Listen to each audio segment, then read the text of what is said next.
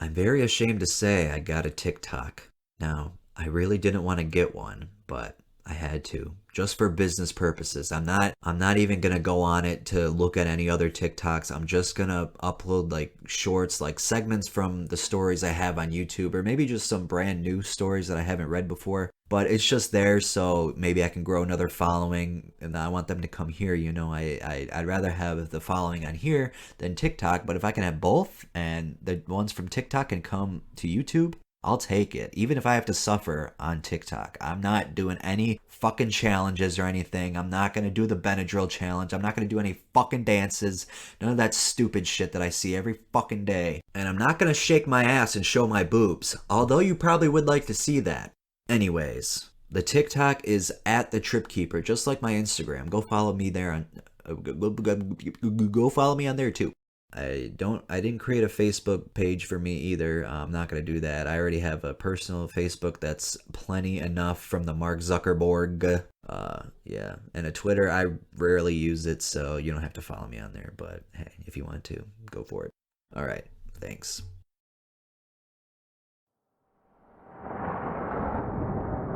Welcome to the world of Tales from the Trip.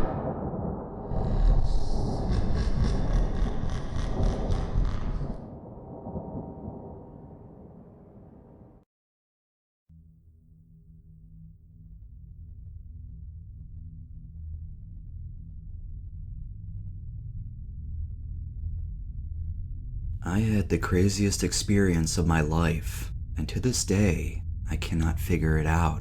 My friends refuse to talk about it. Until recently, I thought the whole trip lasted about 12 hours, from 5 p.m. when I drank the tea to about 5 in the morning. But after finally getting my friends to talk a little, I was out of it for more than 3 days. It's amazing I wasn't in the hospital. The only way I know I wasn't in the hospital or police custody was because obviously if that had happened, there would have been consequences when I came to. How did this all start? I was reading about Datura more than a year before the actual trip because I was obsessed with the idea of hallucinating, but couldn't get anyone to sell me mushrooms. And while on a walk with my dog, I realized that at the back of someone's driveway, right on a main road, I was actually seeing a Datura stramonium plant. I kept it in the back of my mind and went back the next year in August to find the plant flowering with spiky seed pods almost ripe. I was wearing cargo pants and had brought scissors, so I just carefully trimmed off 5 or 6 2 to 3 foot branches, stuck the branches in my pockets and took it all home and clipped it into bits that I left to dry on top of a fluorescent light. The material included a lot of beautiful flowers, about 15 seed pods, and probably 2 pounds of stems. It took about 3 weeks for the plant material to actually dry all the way through, especially the woody stems. Then one Friday night after school, I think it was the week before homecoming, I had a friend over, a guy I liked, and other people kept stopping by. I'd planned in advance to make a little tea to try that night, and the friend was just there by coincidence. I remember standing over the stove carefully stirring the liquid, chopping the plant material with a stainless steel spoon, and giggling maniacally every time someone came in and asked what the heck I was doing. I added about a half a pound of material and an even amount of leaves, stems, and dried flowers to 1 quart of liquid. When I stained it, the plant material looked like a washed out spinach, and the tea was dark golden brown with a very fruity but bitter smell. I put the used plant material in a bowl in the fridge for later and continued to boil down the liquid. That took about 2 hours. All the while, I kept getting chills of anticipation and having a great time talking to my friend. Finally, the tea was done. I poured most of it into a thick plastic water bottle, which I stowed in the back of the fridge, but poured half a coffee cup worth for myself. I was really scared, terrified, but I mastered my fear, and I remember saying, "Cheers. I'm in your hands now, universe." Looking back, I shouldn't have drank that much, but I did. And the last thing I really remember is drinking the bitter grassy tea, then my friend who I'll call M, asking if I wanted to go for a ride with him, getting in the car, and then riding around. Next thing I knew, I was in a strange car in the back seat, in the dark, parked in front of someone's house. I thought I was alone at first. Then it dawned on me that we were dropping M off at his house. Though who we were, I don't know. Then I freaked out because I didn't want him to go and try to follow him out of the car onto the lawn. but he disappeared. Then my friend, who I thought was M, but looking back seemed like a stranger, told me, "Come on, we're walking now. We've got to walk," as though he'd just magically appeared again. And then I felt deja vu and I asked, "Where are we going?" And I didn't get an answer and kept on a whole conversation with this person. Everything was so vividly real and seemed normal, but also not. Like the boogeyman could jump out at any minute and I'd shake his hand. I remember being cold and hesitant. My body was jerky as though my whole being was stuttering, and the streetlight seemed bright, and we were walking into the dark, and that scared me. My body didn't seem to want to follow my commands. I walked in the dark with this person on my right for what seemed like a really long time, but I don't remember going anywhere, just cool darkness and blurs of light. The next thing I remember is walking up to a house where this one guy lived with my friend B and her friend Gina, and it was night still. I thought the same one. We knocked on the door, and apparently this guy was waiting for his parents to get home, or someone was sleeping, so he had to be really quiet, and I remember tiptoeing in, and it was the funniest thing on the planet. Then things started to get weird. I think I was coming down, but I was really freaked out, and I was sitting talking to them, but it must have been gibberish, and I felt really self-conscious, but things seemed okay. I had a big shock. I remember a dark shape passing in front of me across the house, and for some reason all the lights were out. I got scared and started to stand, but a random hand goes over my mouth because I was about to call out, and a loud shh came out of her mouth, and she pushed me down to sit on the floor, and she was just forcing her hand over my mouth and holding me down. I felt there was a good reason for her doing that, so I gave in and did as she directed. Then she released me, and that seemed really funny. Then we moved into a bedroom with the biggest bed and a TV playing and a fish tank.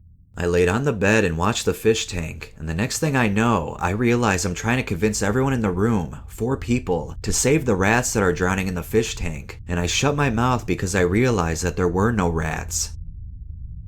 I remember asking what time it was, and apparently I'd asked that many times, and my friends got angry with me, so I started crying and I said I was sorry. Next thing I know, I lost a cigarette, and I don't even smoke. I remember asking them to help me find it because I was panicked it would burn the place down. My friends then passed me a bowl of weed, and my friend B held the pipe and my head because apparently I'd already burnt myself twice on the pipe, so she just told me to inhale. I kept going in and out of some strange state. Finally, it was time to go. I think we'd been at that house till about 5 in the morning, and I got into a car. Whose? I'm not sure. After climbing out the guy's bedroom window with my friends and getting home, I was really tired. I went to bed with the worst dry throat after peeing what seemed like a flood and finally felt a little better. I saw my room, my whole room, and I kept getting startled awake, realizing I was looking around and seeing things with my eyes closed. I'd open them and not be able to focus on anything. My room is lit with a backlight. It's my nightlight, so everything was purple, but just dim enough not to hurt my eyes, and my sight with my eyes closed was crystal clear, but I couldn't see anything with my eyes open. It was all dark and blurry. I slept most of the day, which for a weekend wasn't unusual. And then I woke up to my mom coming home at about 9 p.m., what the clock said. It was hard to read, but I made it out, and she asked me if I'd done my homework. She worked most of the weekend and was gone a lot. I have no idea if I was home or not, but apparently it was already Monday and the 3-day weekend was over, so I had to be at school in the morning. That was the first real thing that happened, I think. I reeked. There was dirt under my fingernails. I was greasy and needed a shower. My head hurt from my eyes still being so dilated, and I felt very twitchy. My favorite jacket that I'd worn had a pocket torn off. Somehow, I smelled like beer, and my shoes were really muddy. The only thing that I actually found out was that the guy whose house me, my friend B, and her friend Gina were at actually happened, and he came up to me and asked, "Are you okay now?" To which I answered, "Yes," and he said, "Good, don't ever do that again. I was about ready to kick you out of my house." He just walked away when I asked what happened. So that scared me. I was ashamed I was a burden to my friend. Looking back years later, I don't know what I was thinking, but I believed all that happened in one day for months, and then finally started to figure out some bits and pieces. I don't know what happened. Probably don't want to. Everything was so real. It was like I was taken to a whole different world where everything could happen. All my feelings were fleeting and transient, so at least my fear was intense, but not overwhelming. An interesting note. Apparently I was home at some point, and I made myself a Datura omelet with the leftover plant I'd boiled to make tea, which I puked all over my bedroom floor, but my friend B cleaned it up. She hinted about that for years and finally told me.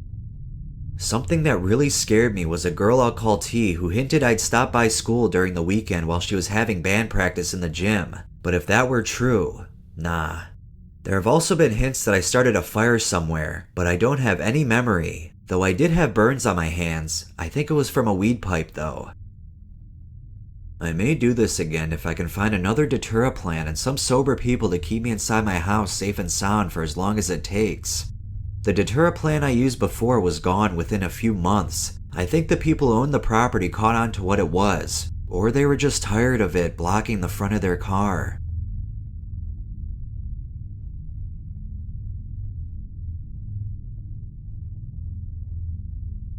Not the scariest Datura report, but a very interesting one. Not that there's any non-interesting Datura reports, but this one was pretty cool.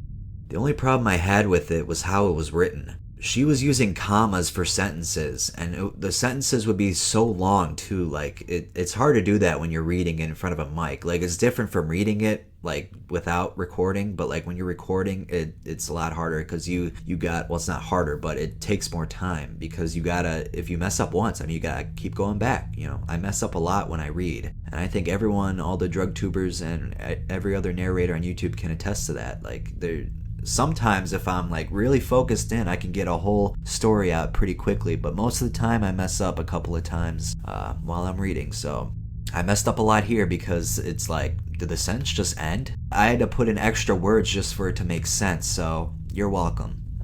Read it for yourself and you'll see what I'm talking about. Like there's certain parts of it where you're like, that's not how you structure that sentence. What the fuck?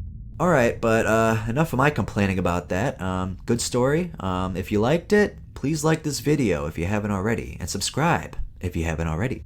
Turn on the notification bell for more Datura stories, and more any stories. And comment down below what drug you want me to do next. Thank you so much, and have a wonderful day.